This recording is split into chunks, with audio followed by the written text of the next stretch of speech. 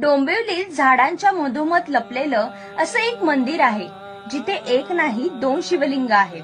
एक गाभाऱ्याबाहेर स्थापन केलेलं शैलजा म्हणजे दगडी शिवलिंग, तर दुसरं गाभाऱ्यातील मार्बलचं शिवलिंग. महत्वाची गोष्ट म्हणजे इथे स्थापन केलेल्या दत्तात्रयाच्या मूर्तीसोबत मूर्तीशास्त्रानुसार असणारे 4 कुत्रे नाहीयेत. इथे पोहोचताना ओल्या मातीचा स्पर्श पायाला हमखास जाणवतो.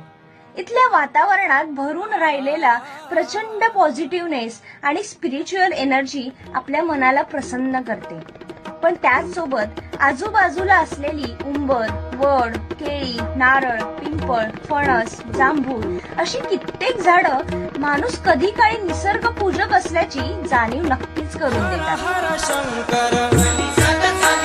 नमामि शंकर.